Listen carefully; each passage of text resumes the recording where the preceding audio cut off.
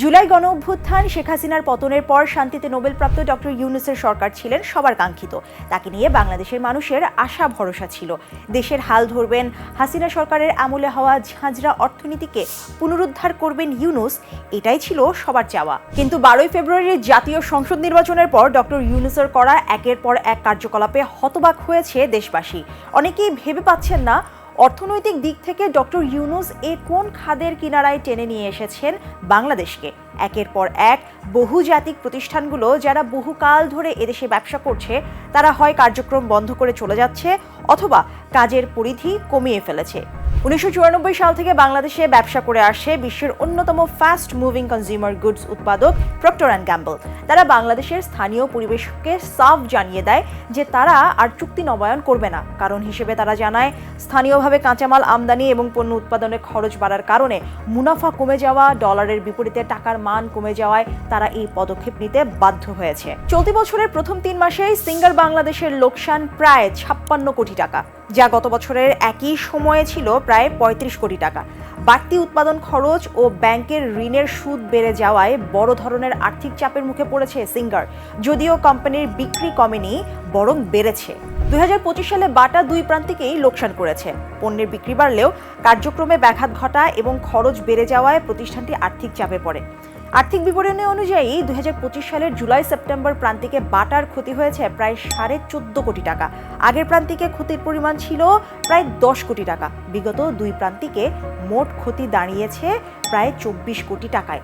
অন্তর্বর্তীকালীন সরকারের অস্থির মুদ্রানীতি এবং উচ্চ খরচে বাটাকে এই ক্ষতির মুখে পড়তে হয়েছে। এসবের কারণ হলো ইউনূস সরকারের সুদের হার বাড়ানোর সিদ্ধান্ত এবং টাকার সঙ্গে ডলারের সমন্বয় করতে না পারা। বাংলাদেশের পণ্য টাকায় বিক্রি হবে, ডলারে না, কিন্তু কাঁচামাল কিনতে হবে ডলারে। সুতরাং ডলারের বিপরীতে টাকার মান পড়ে গেলে স্বাভাবিকভাবেই লোকসান গুনতে হবে, কারণ চলতি পণ্যের দাম হুটহাট করে বাড়ানো যায় না। বাংলাদেশের কনজিউমার কেয়ারে ইউনিলিভার হলো জায়ান্ট, যাকে টেক্কা দেয়া বেশ মুশকিল। সেই ইউনিলিভারকেও চলতি বছর প্রথম প্রান্তিকে ক্ষতির মুখ দেখতে হয়েছে। তাদের বিক্রি কমেছে 8% এবং মুনাফা 12%। এই ধারা অব্যাহত আছে সেই 2024 সাল থেকেই। এবার আসি কাতার ভিত্তিক এলএনজি কোম্পানি কাতার এনার্জি প্রসঙ্গে। এই প্রতিষ্ঠানের সঙ্গে 1 জুন 2023 সালে 15 বছর মেয়াদী চুক্তি করে পেট্রোবাংলা। চুক্তি মোতাবেক কাতার থেকে বছরে 1.8 মিলিয়ন টন এলএনজি আমদানি করবে বাংলাদেশ, যা কার্যকর হয়েছে 2026 সাল থেকেই। আবার আওয়ামী লীগ সরকারের আমলেই একই বছর নভেম্বরে এক্সেলারেটরের সঙ্গে বিশেষ বিধানের অধীনে একটি চুক্তি করা হয়, যার দায়িত্বে বর্তমানে আছেন পিটার হাস। ইউনূস সরকার ক্ষমতা গ্রহণের পর বিদ্যুৎ ও জ্বালানি খাতের আওতাভুক্ত একাধিক বিশেষ চুক্তি বাতিল করলেও এই চুক্তিটি বহাল রাখা হয়েছে। কারণ হিসেবে বলা হয়েছে, মার্কিন কোম্পানির সঙ্গে এটি চূড়ান্তভাবে স্বাক্ষরিত হওয়ায় আইনগত বাধ্যবাধকতার বাতিলের সুযোগ ছিল না।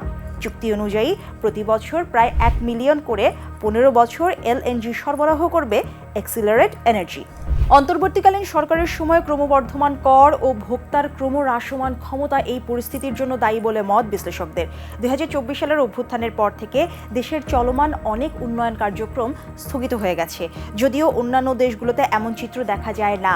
বিশেষজ্ঞরা বলছেন, সরকারের নীতিগত অস্থিরতা বিদেশি ব্যবসায়ীদেরও অস্থির করে তোলে, আর এর ফল ভোগ করে অন্তর্বর্তী সরকার পরবর্তী নির্বাচিত সরকার। এখন বর্তমান সরকারকেই নির্ধারণ করতে হবে কোন নীতি অনুসরণ করলে এই পরিস্থিতিকে সামাল দেওয়া যাবে এবং বহুজাতিক প্রতিষ্ঠানগুলোর আস্থা ফিরিয়ে এনে দেশের সার্বিক অবস্থা থেকে স্থিতিশীল করা যাবে।